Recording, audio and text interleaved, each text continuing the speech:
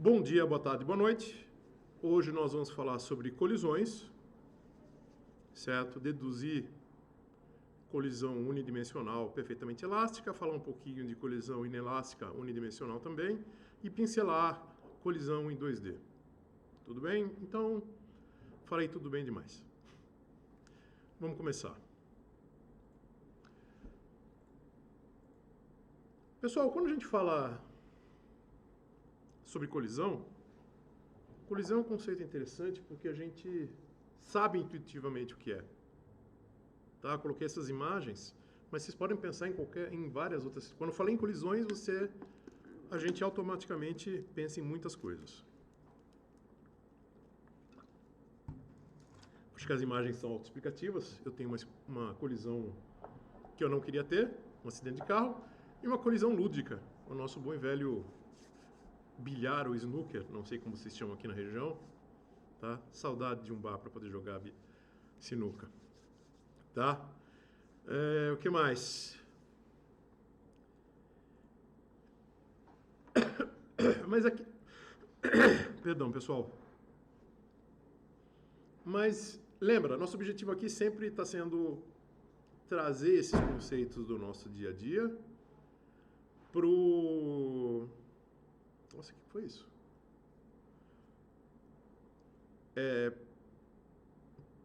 Para dentro da parte formal, ou levar a parte formal para dentro do nosso dia a dia, tá? Então, o que é uma colisão do ponto de vista formal? Intuitivamente a gente já sabe, a gente viu as imagens, não vamos ficar se enrolando com relação a isso. Intuitivamente a gente fala que colisão é a interação entre dois ou mais corpos com duração limitada. Tá? O truque aqui é a palavra interação. A interação a gente viu na aula passada sobre que a gente está usando forças impulsivas, certo? E que isso permite que a gente tire várias informações. Tá? A gente precisa de informação sobre força impulsiva, a gente consegue tirar e mais do que isso, fazer descrição e justificar várias coisas. Mas em colisão, ela merece um tópico à parte, porque aqui a gente vai usar porque com colisão a gente pode definir um antes e um depois. Essa que é a grande sacada para a gente falar de colisão. Quando a gente fala de colisão, tem um momento anterior o lançamento e a interação entre partículas, entidades, objetos, tá? Onde a gente pode ter conservação de energia, conservação de momento. Um exemplo sofisticadíssimo, a gente pode falar do LHC, tá certo? Ele é baseado em colisões. Mas, na verdade, quando a gente fala de colisão, a gente fala de conservação de alguma coisa. Quando a gente fala do LHC, cada pontinho amarelo são partículas que estão saindo da colisão. São muitas partículas, então a gente tem que falar de técnicas estatísticas e específicas que foram feitas para estudar esse tipo de coisa, mas efetivamente a gente pode falar que a gente precisa inicialmente, perdão pelo bocejo, inicialmente a gente precisa falar de conservação de energia e conservação de momento. Aí tem conservação de momento angular, conservação de simetrias CP, CPT. Quando você vai para a parte da física quântica, tem outras simetrias que a gente pode levar em conta. Tá? Aqui a gente vai considerar, por enquanto, em colisões só conservação de energia e momento, ou só de momento. Vamos ver mais para frente. Tá? Pessoal, quando a gente tem as mesmas partículas iniciais que saem depois da colisão, a gente chama de espalhamento. Ou seja, um jogo de sinuca, basicamente, é um jogo em que a gente trabalha com espalhamento. Ou a gente sai com partículas diferentes.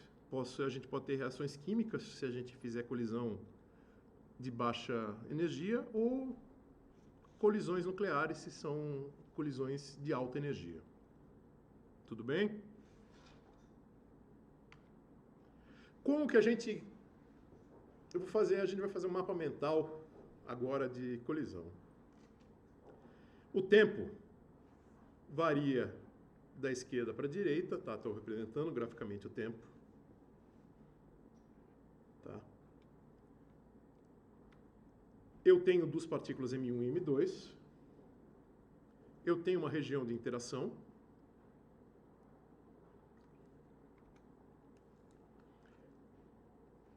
Isso aqui eu chamo de configuração inicial, tá? As partículas estão saindo e eu sei que ela vai interagir aqui. Eu tenho o processo de colisão, elas podem se tocar ou não, tá certo? E tem a configuração final, sai uma partícula M3 e M4. Isso aqui é um espalhamento? Não, porque eu estou mudando os índices, né? Eu estou chamando de M1 e M2, e a gente está saindo com M3 e M4. Tem momento M1, M2, momento M1, M2, e depois a gente tem momento 3, momento 4, e M3 e M4. São partículas diferentes, por isso que eu coloquei índices diferentes. Tá? Efetivamente, nesse curso, Física 1, a gente vai falar de colisões de espalhamento. Tá? Basicamente é isso que a gente vai falar. O segredo aqui... Perdão de novo, pessoal. O segredo aqui, o que que é? Bonito aqui, o segredo é a gente conseguir, sabendo a configuração inicial, encontrar as configurações finais. Tá? Isso que deixa colisão interessante. Eu não preciso me preocupar com as forças impulsivas. Pode ser que eu precise me preocupar, eu queira saber detalhes, só que daí eu faço uma abordagem diferente. Mas numa primeira abordagem, eu pego um antes e um depois. Tá? Eu estou usando muito exemplo de sinuca, tá? Só para ilustrar. Você não quer se preocupar com a força impulsiva da bola branca na bola 2. Um exemplo. Tá? Nas bolas altas e nas bolas baixas. Tá? Está mais interessante do antes e depois. Você joga e sai e quer que ela vá para um lugar. Tá bom?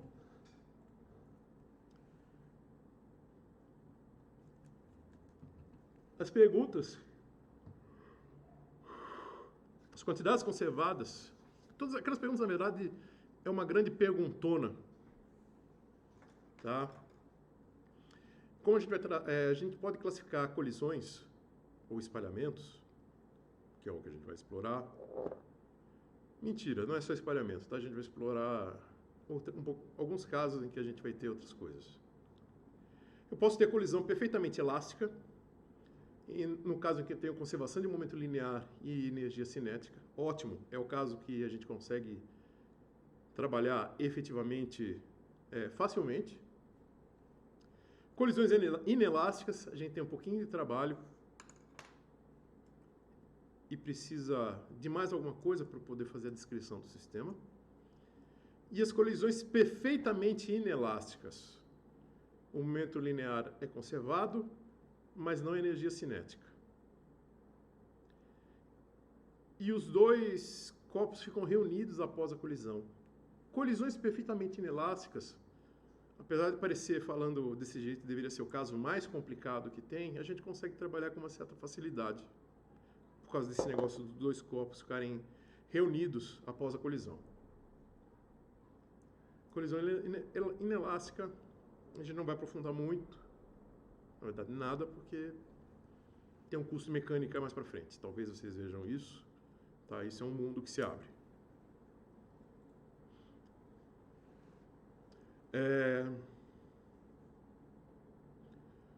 Vamos considerar o movimento colisão inelástica em uma dimensão. Ou seja, tem duas bolinhas se movimentando em linha reta e elas colidem elasticamente. Tá? Bolas de bilhar. Algumas coisas eu só preciso chamar a atenção com antecedência. São massas diferentes, M1 e M2. Eu tenho velocidades iniciais que eu vou determinar por V1 e V2. Eu consigo saber disso com antecedência, tá? São condições importantes. E é meio bobo falar isso, mas a gente vai escolher que V1 é maior que V2, tá? Para que a gente tenha colisão. Por que eu estou falando isso? Eu posso ter V2 indo para lá e V1 indo atrás. Se V1 tiver velocidade menor, não vai alcançar e não tem colisão, né? Tudo bem que posso ter o caso delas terem sentidos diferentes e vão colidir, mas a gente tem que levar em conta que isso vai acontecer. Tá bom? E vamos fazer contas. Então, olha só, a gente vai mostrar como fazer uso das leis de conservação para encontrar as expressões para colisão. Então, tem aquelas condições que foram satisfeitas, que eu comentei lá atrás. Nesse tipo de colisão, perfeitamente elástica em uma dimensão, a gente... Desculpa. Droga.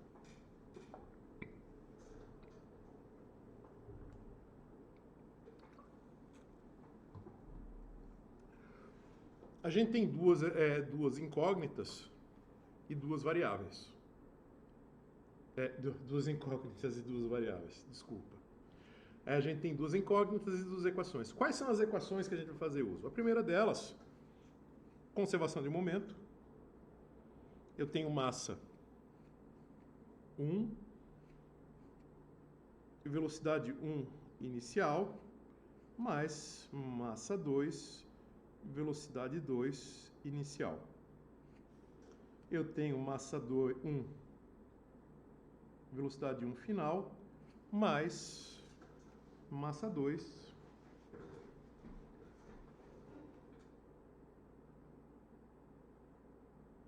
velocidade 2 final.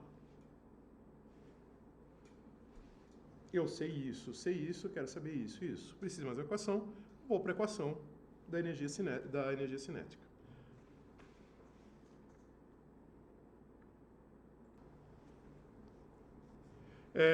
Vou usar agora a conservação da energia. 1/2 de M1 V1 inicial ao quadrado, mais 1/2 de M2 V2 inicial ao quadrado, igual 1/2 de M1 V1 final ao quadrado, mais 1/2 de V2 final ao quadrado. Pode resolver isso à força bruta, pode usar um sistema de equações, ou a gente pode ser esperto e usar algumas sutilezas. Quais são as sutilezas que a gente vai usar? Vamos usar um truque aqui. O truque se concentra, que a gente vai fazer uso, se concentra vamos explorar um pouquinho mais a expressão para a energia cinética, tá?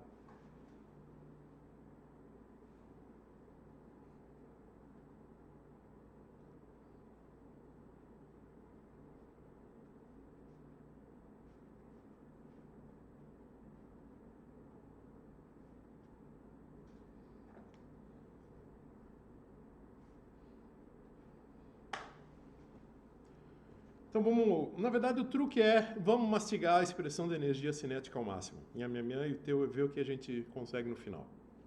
Tá? Esse é o grande truque. Então vou reescrever a expressão da energia cinética.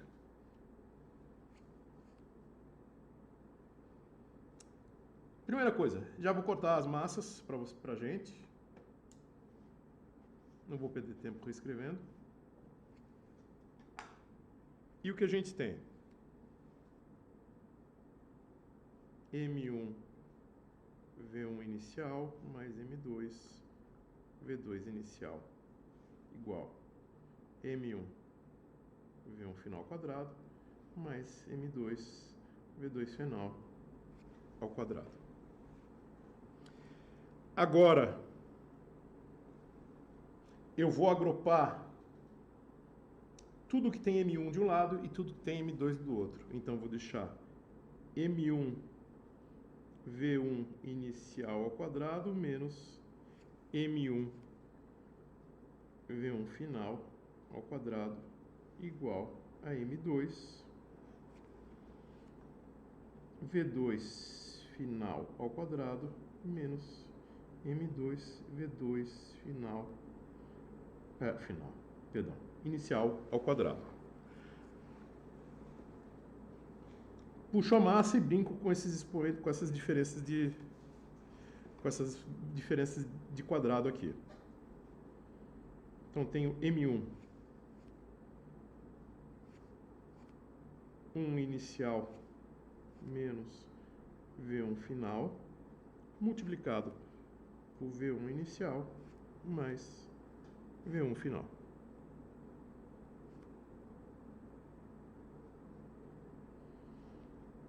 M2, V2 final, menos V2 inicial, vezes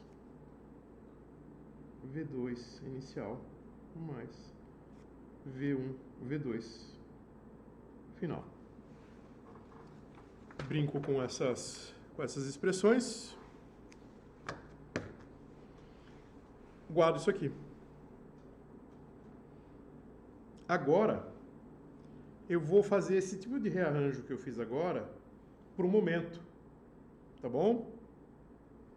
Isso aqui foi um truque, a gente reescreveu isso para a energia cinética.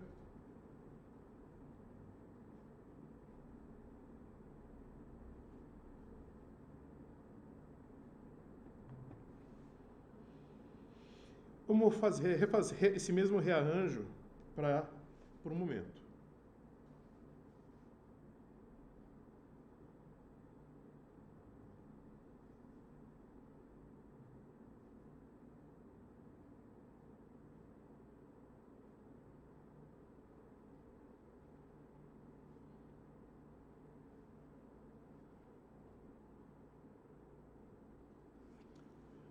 Vamos fazer esse mesmo rearranjo para o momento. Como está tudo aqui, eu vou jogar M1, tudo que tem M1 de um lado e tudo que tem M2 do outro.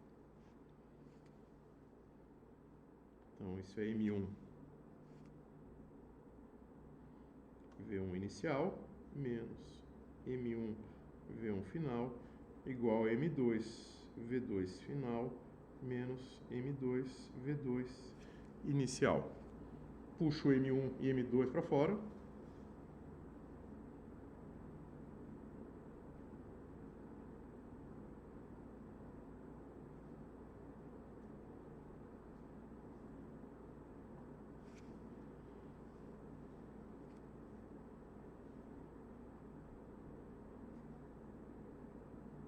Opa, M, perdão, pessoal.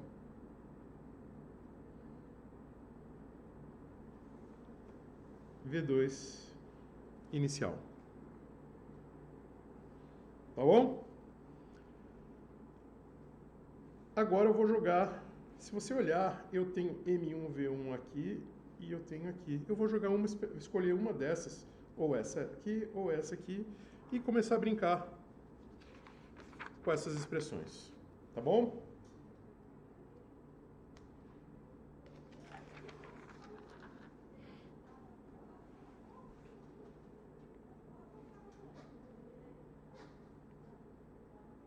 Eu vou substituir efetivamente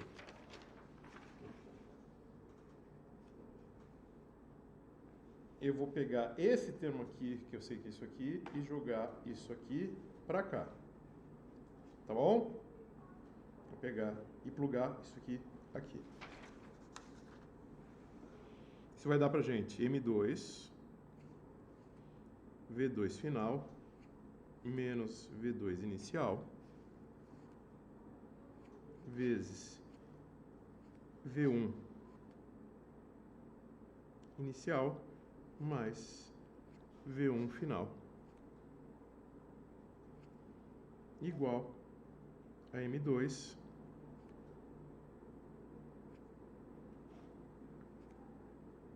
V2 final menos V2 inicial, V2 inicial mais V2 final.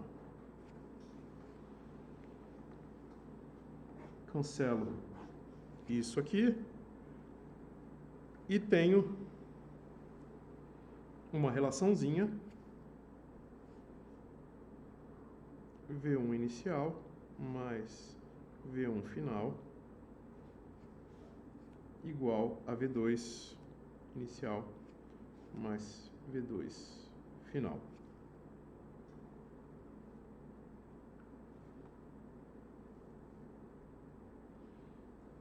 Aí eu volto para coisas iniciais e finais. V1 inicial menos V2 inicial igual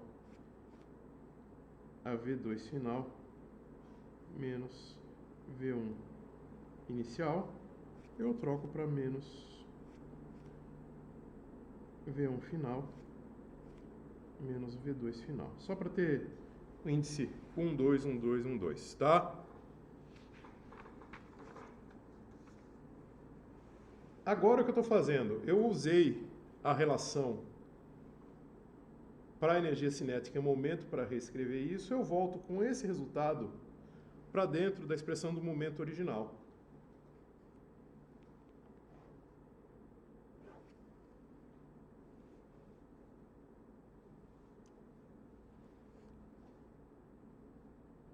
M1 V1 inicial mais M2 V2 inicial igual a M1 V1 final mais M2 V2 final. E agora tem essa expressão V1 inicial menos V2 inicial menos V1 final, V2 final. Aqui é um ponto importante, tá? Que eu acho tem que chamar a atenção para vocês. Agora, para encontrar tanto a velocidade inicial, a velocidade final 1 e a velocidade final 2, eu tenho que pegar isso aqui e fazer duas coisas diferentes. Se eu multiplicar, por exemplo, essa expressão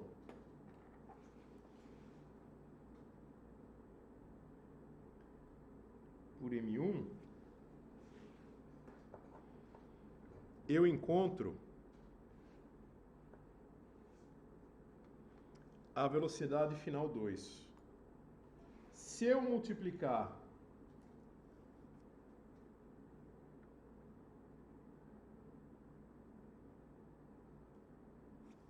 por M2, eu encontro a velocidade final 1, tá? Não vou fazer os dois casos. Vou fazer o caso da M2 pra gente. Perfeito?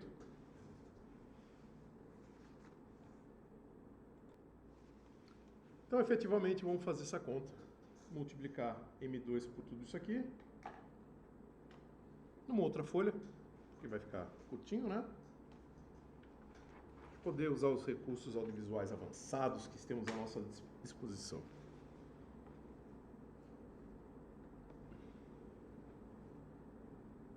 M1 V1 inicial mais M2 V2 inicial igual a M1 V1 final mais M2 V2 final. A gente tem M2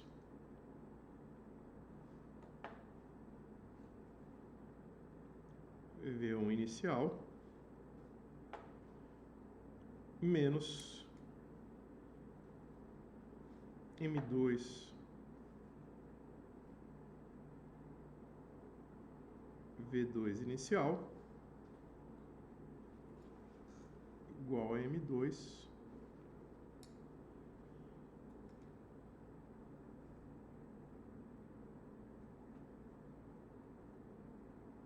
V2 final menos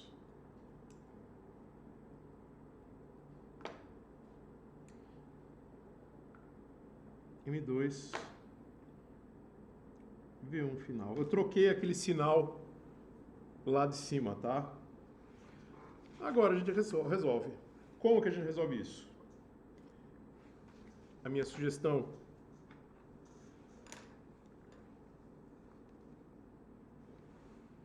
multiplica por menos 1. Isso aqui fica menos, isso aqui fica mais, isso aqui fica menos, isso aqui fica mais. E soma. os dois lados da igualdade.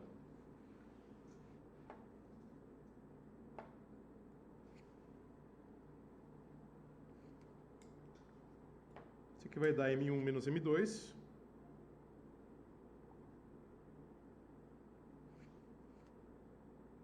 Velocidade 1 inicial, mais 2 vezes M2, V2 inicial. Ah, professor, mas a gente não se livrou desse lado. Pessoal, esse lado a gente conhece tudo, lembra? Velocidade inicial 1 e 2 e massa 1 e 2 a gente conhece. A gente tem que se livrar do que está desse lado, tá? Agora a gente percebe, olha, opa, esse cara aqui cancela com esse. E eu tenho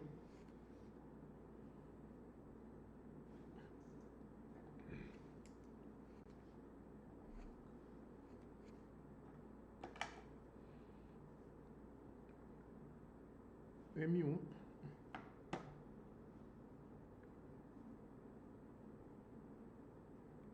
mais M2 vezes velocidade 1 final, que é o que eu quero achar. Passo para o outro lado, velocidade 1 final igual a M1 menos M2, velocidade 1 inicial,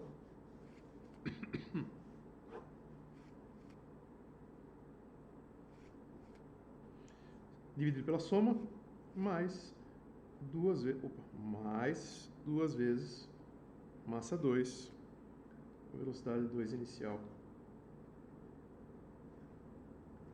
a soma das massas.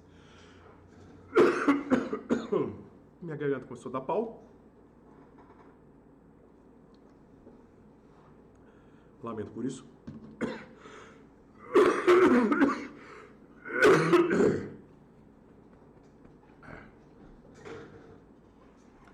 Façam, por favor, para a velocidade 2. Eu já vou escrever o resultado que vocês vão encontrar. Velocidade 2 vai ser o quê? 2 vezes M1 V1 inicial, M1 mais M2, mais M2 menos M1. Notem o sinal aqui. Aqui tem uma V2 inicial dividido por M2 mais M1. Tá bom? Isso aqui, pessoal, que a gente tem agora, a gente pode explorar de várias maneiras. Isso aqui, quem que de vez em quando tem pais que jogam sinuca, que tem mesa sinuca em casa, já viu que às vezes uma pessoa que sabe jogar bem faz uns truques meio loucos.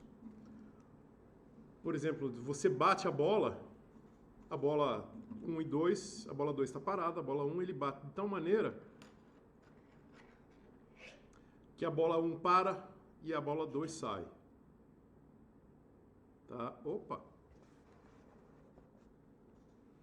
Tá aqui, né? Isso aqui está nessa expressão. Se eu tiver velocidade 2 nula, 0. Ah, uma outra coisa, as duas massas têm que ser iguais, tá?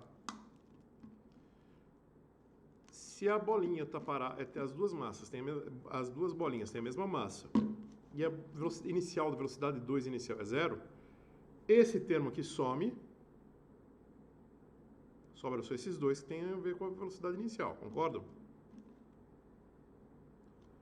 É a velocidade inicial 1, que era o que tinha movimento. Se eles tiverem massas iguais, o que vai acontecer? Esse termo some, ou seja, a velocidade final de 1 é 0, velocidade 1 final é 0, a bolinha bate e para, e a velocidade 2, as duas massas são iguais, M1 mais M2 dá 2M, cancela 2M com 2M, e eu tenho que a velocidade final, 2 é transferida, é igual à velocidade inicial 1. É aquele efeito que a gente já viu acontecendo, né?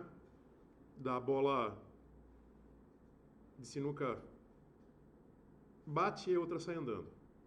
Quando esse efeito não é perfeito, às vezes acontece da bolinha 1 ficar girando. Não sei se vocês já viram isso. Tá? Aí tem a ver com conservação de momento angular e que não foi exatamente em linha reta. Daí gera um toquezinho e faz ele girar. Tá bom? Tem outras coisas que vocês podem explorar. Pessoal, a equação é para ser explorado, tá? Escrevam todos os casos. Eu não vou colocar todos os casos que vocês vão ver nos livros, eles vão explorar. Mas eu recomendo que vocês peguem isso aqui e ah, tal coisa, o que seria? Pega a expressão e brinca com ela.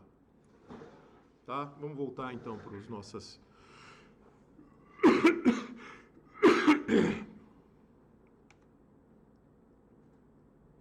Transparência. Transparência. Transparência eletrônica.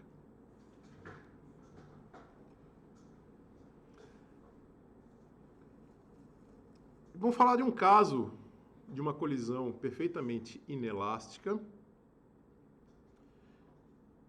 Tá, vamos resolver? Vamos resolver? Vamos resolver. Deixa eu ver. Vamos resolver? Vamos resolver sim.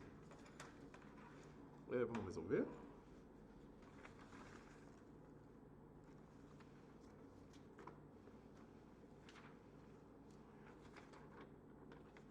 Eu gostaria de não ter essa habilidade especial de me perder nas minhas notas de aula, mas esse superpoder faz parte de mim.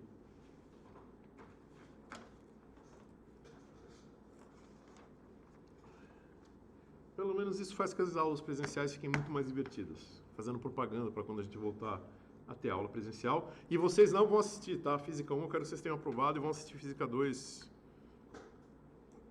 Não quero ver vocês em Física 1, por favor.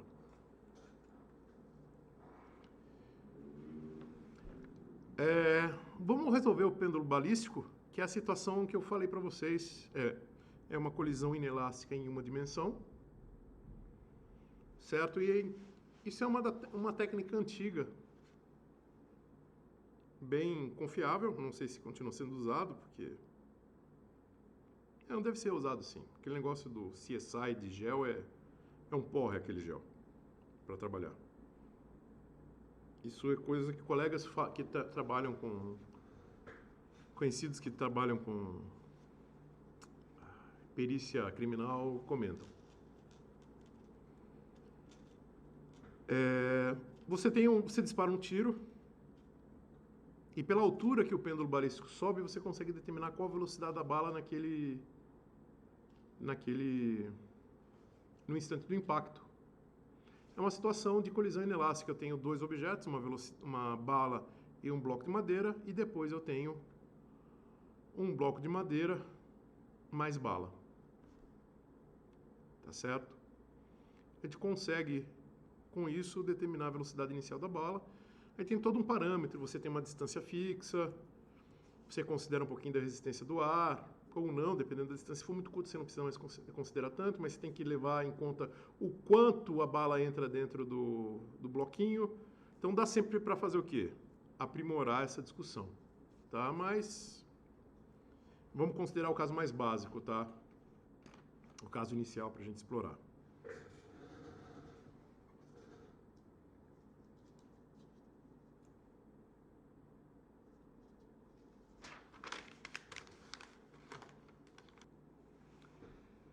Olha só, para a gente poder fazer... Tinha perdido os canudos. Minha desorganização é lendária. Pessoal, a energia cinética não se conserva. Tá certo? Então, vamos tratar primeiro das coisas que se conservam. Um momento. Então, um momento antes. Opa, perdão.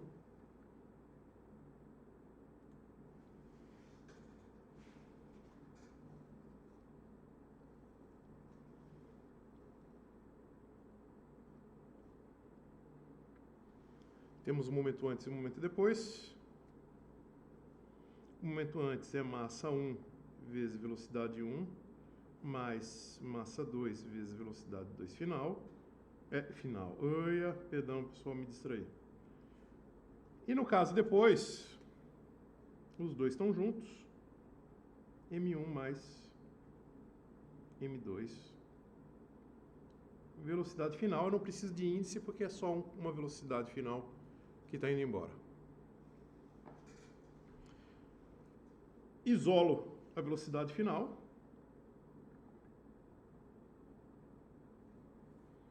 Então a gente tem M1, velocidade 1 final, mais M2, velocidade 2.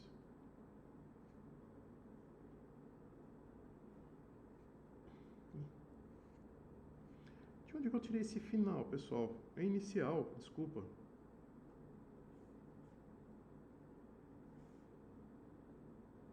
Inicial dividido pela soma das massas, M1 mais M2. Tá certo? Pessoal, na situação do bloco pêndulo balístico, sabemos que a velocidade 2 inicial é 0. O pêndulo está paradinho, lembra da imagem? Então, isso dá para a gente, para a velocidade final, M1, V1 inicial,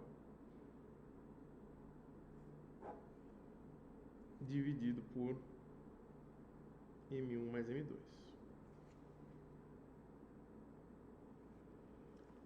Deu.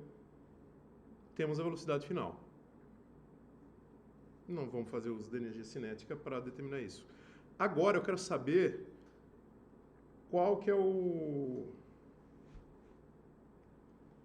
Só que nessa situação aqui, a gente não sabe a velocidade inicial, a gente quer descobrir. E eu só encontrei a velocidade,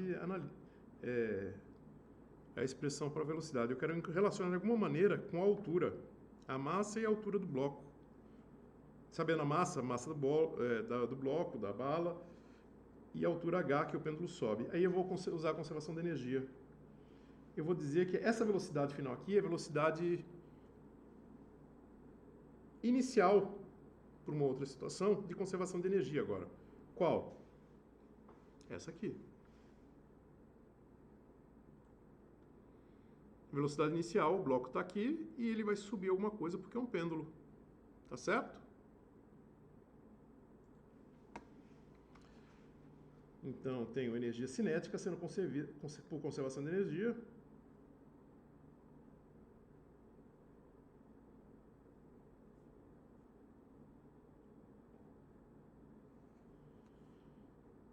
Um meio de mv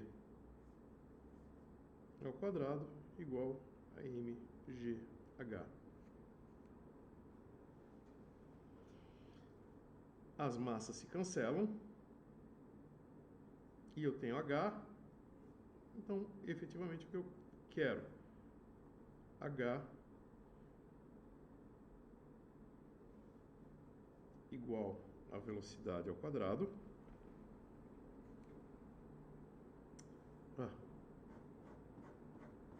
Eu quero saber a velocidade.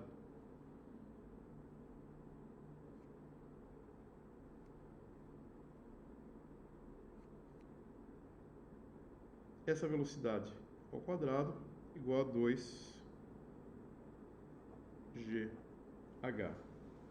Só que qual que a velocidade é essa? Essa velocidade é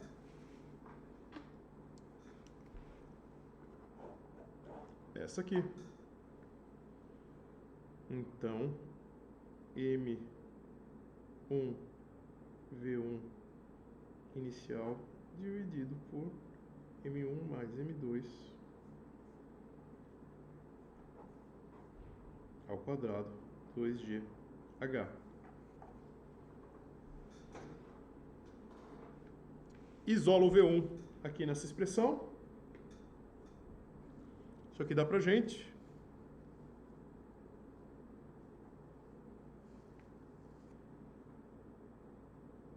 V1 inicial igual a M1 mais M2 dividido por M1 vezes raiz de 2gh. O 2gh é uma expressão antiga que a gente conhece. Tá aqui, pessoal, a técnica é usando colisão inelástica para a gente conseguir encontrar a velocidade inicial lá do disparo da bala.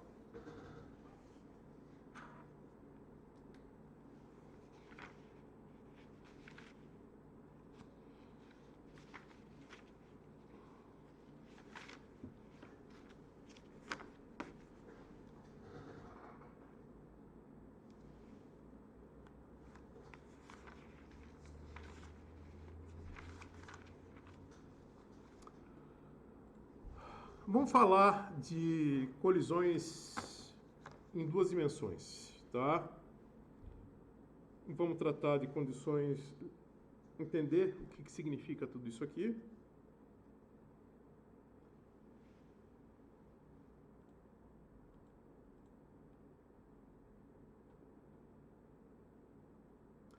A gente tem a seguinte situação, a gente tem a partícula 1, a partícula 2, e tem essa distância B aqui, que a gente chama de parâmetro de impacto, tá, pessoal? É uma distância entre a partícula 1 e a partícula 2. Então, se a gente fosse fazer uma... Opa, perdão, vocês não estão vendo.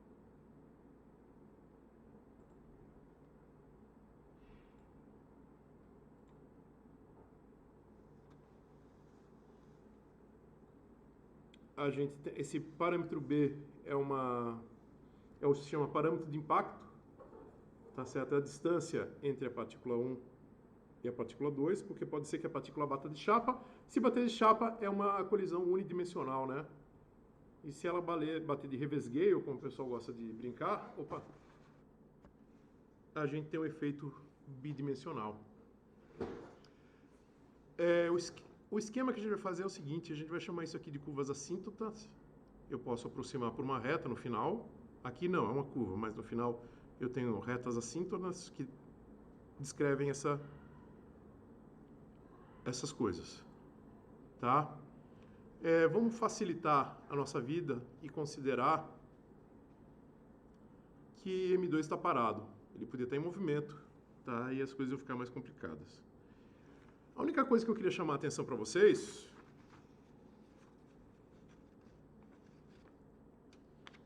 que quando para o caso inelástico, bidimensional, o B tem uma importância interessante. Qual? Eu vou pegar os casos extremos, tá? Pra gente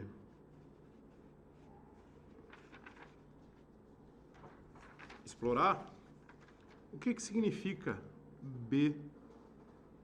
Se B for igual a zero, olha a figura. Eu nem preciso ir para o brown board para mostrar isso para vocês. Se B for igual a zero, significa que a massa 1 está nessa linha e eles batem de chapa. Ou seja, daí a gente tem o quê? Uma colisão unidimensional. Não faz sentido, né? E se B for infinito, vocês já sabem, né? Se B for infinito, não tem colisão. A partícula 2 fica parada e a partícula 1 para. Ou seja, esse B não pode ser infinito, quer dizer, não pode ser maior do que a distribuição real da massa 2 e a massa 1, né? Mas aí a gente chama isso de infinito. Se foi para o infinito, quer dizer que ele passou de chapa. Por que é importante essas análises? Porque pode ter interação, a gente pode falar de interação de corpos que se sentem à distância. Pensa duas cargas carregadas. Uma vai sentir a presença da outra. Esse parâmetro B dá conta disso também. Tá? No caso de colisão do qual a gente está falando, esse B é só a distância.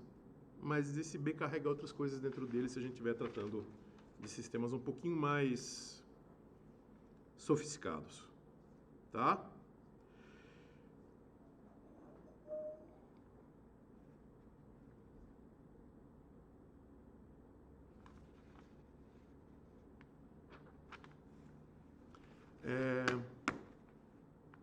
Tem tempo.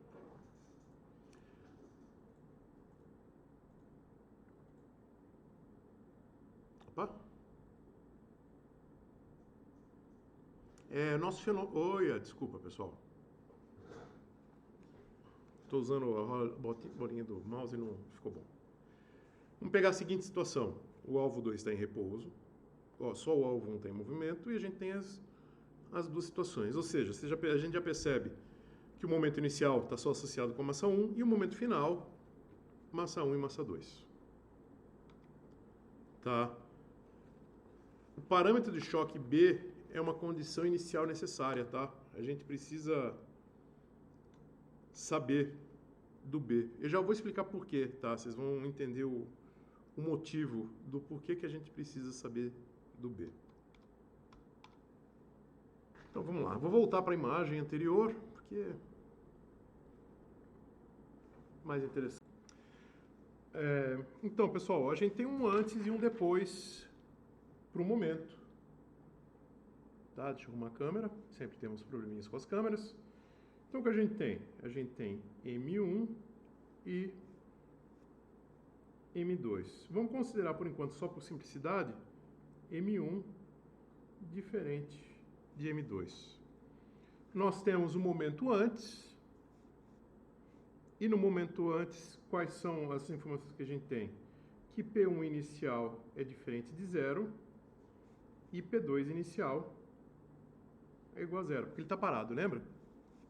Isso aqui é o antes. E nós temos então o depois da colisão.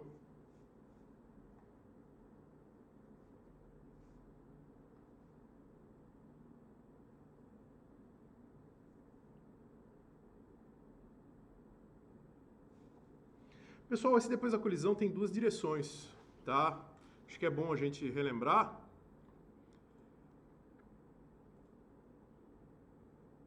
Nós temos componente X para as colisões e componente Y.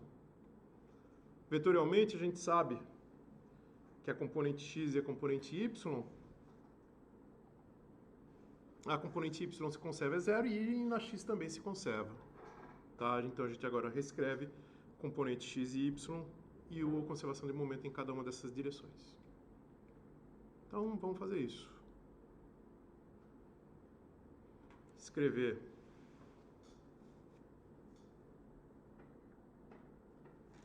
X antes da colisão, a gente só tem, apesar de a gente estar tratando com vetor, só tem componente em X. Então é M1 V1 inicial na direção X igual a M1 módulo de V1 final cosseno de θ1 mais M2 módulo de V2 final cosseno de θ2. Em Y não tinha momento, lembra? Estava só na linha reta, em X. Opa, em Y, né?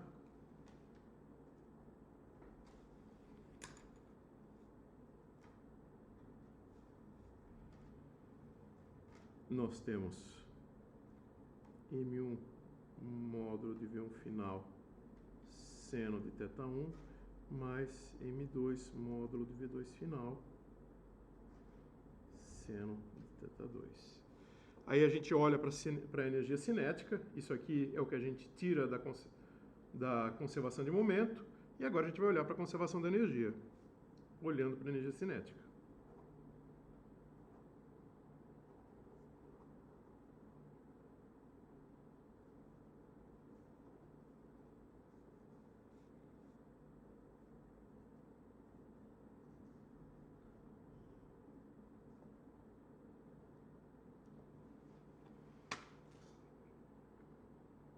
Olhando a energia cinética, a gente tem 1/2 da massa 1, velocidade 1 inicial ao quadrado, igual 1/2 da massa 1, velocidade 1 final ao quadrado, mais 1/2 da massa 2, velocidade 2 final ao quadrado. Então,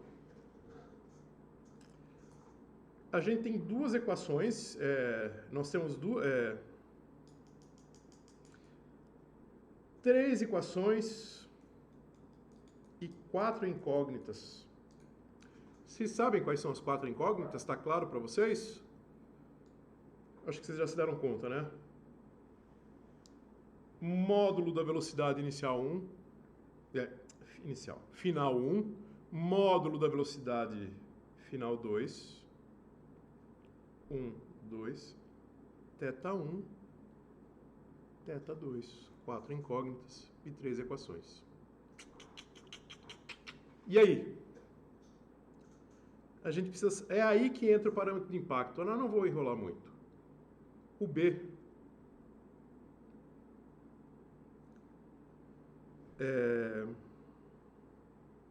Para casos de conservação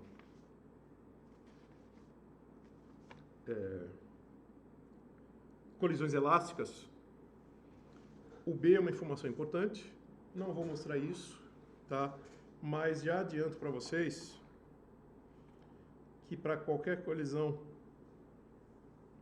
para qualquer massa com uma M1 e M2 com M1 diferente de M2, eu posso fazer a seguinte consideração sem problema algum.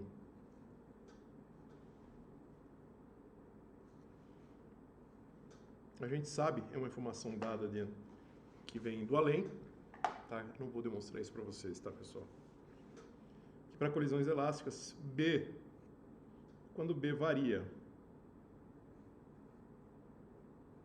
de 0 a infinito em colisões elásticas, o ângulo θ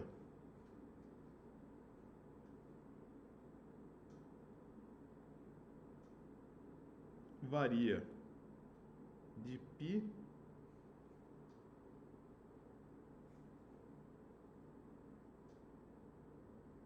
a 0. Qual ângulo θ? Então, na verdade, esse ângulo θ é uma relação entre os ângulos, tá? Eu deveria escrever isso aqui, ó.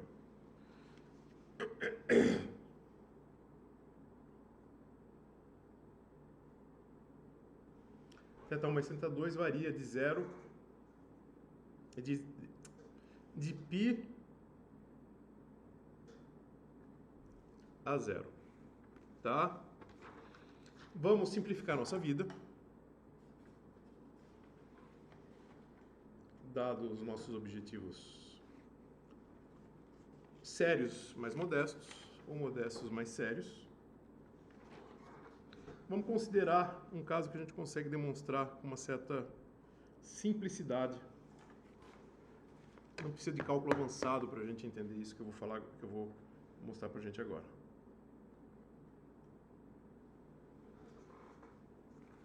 Vamos considerar o caso em que a gente tem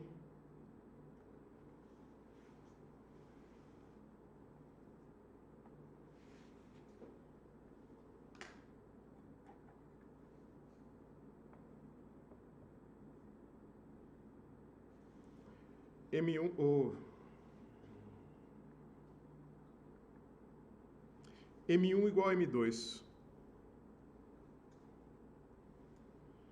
Quando eu tenho M1 igual a M2, a expressão para energia cinética, 1/2 de M1, velocidade 1 inicial ao quadrado, igual a 1/2 de M2, velocidade 1 final ao quadrado, mais 1/2 de M1 e M2, velocidade 2 final ao quadrado, se simplifica. Então a gente cancela tudo isso aqui e a gente tem que a velocidade inicial 1 é igual à velocidade 1 final ao quadrado mais velocidade 2 final ao quadrado. Perfeito?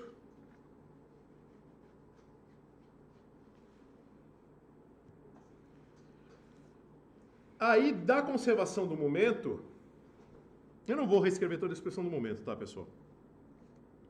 As massas vão se cancelar, vai ficar tudo igual, eu vou ter isso aqui, ó. V1 inicial igual a V1 final mais V2 final. Vetores, né? Aí eu uso meu conhecimento de álgebra linear. E de vetores, que não precisa ser álgebra linear. A gente viu isso em vetores, tá? Uma coisa que eu espero ter chamado a atenção, se eu não chamei, vou chamar agora. Mas vocês são espertos, já perceberam? Que V1, que V ao quadrado pode vir de vetores. É só lembrar de fazer V1, é o vetor, produto escalar com ele mesmo. Isso é V ao quadrado. Tá bom? Ah, professor, isso aí é um módulo de V ao quadrado. Pessoas, o módulo de V ao quadrado é um número positivo elevado ao quadrado. Tá? Então, eu não preciso me preocupar com escrever módulo aqui ao quadrado, por causa desse quadrado que está aqui. Posso escrever desse jeito. Então, vou fazer o seguinte, eu vou pegar essa expressão e vou multiplicar ela por ela mesma. Eu vou fazer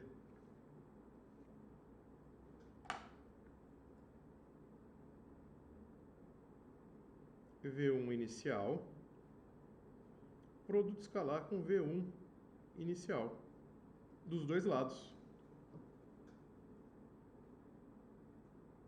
V1 final mais V2 final, produto escalar com V1 final mais V2 final. Isso aqui dá V1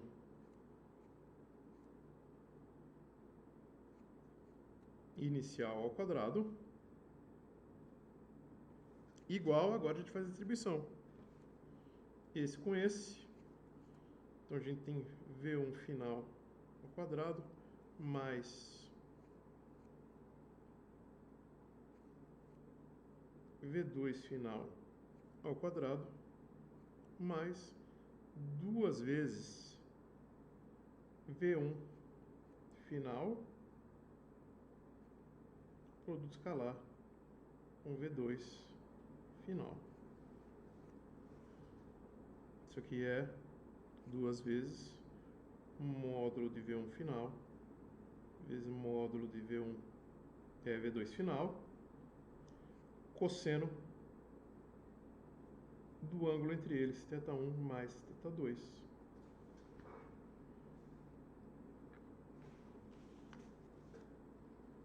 Mas, pessoal,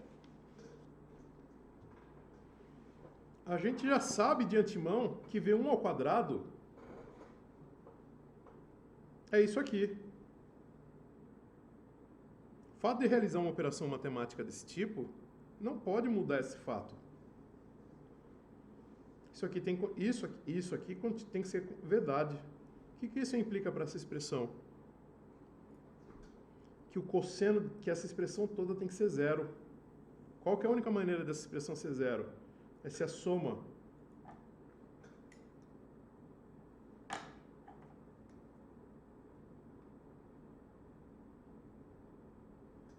for π sobre 2. Se isso aqui for π sobre 2, isso aqui cancela, esse termo some e eu tenho esses dois.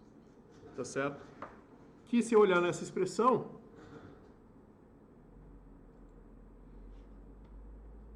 isso aqui tem 90 graus. Tá bom? Tá aí uma demonstraçãozinha relativamente simples, mas que eu acho bem legal a gente fazer para a gente entender o que está acontecendo. Pessoal, hoje a gente não vai falar de colisões inelásticas, que fica bem complicado e eu acho desnecessário e a gente não tem tempo para isso no sentido de explorar o suficiente. Tá? O que eu quero dizer no semestre, daria muita coisa. Tá? Então, vamos parar por aqui. A partir da semana que vem, a próxima semana é full time fazendo exercício para a gente poder dar conta da nossa prova na outra semana. Tá bom?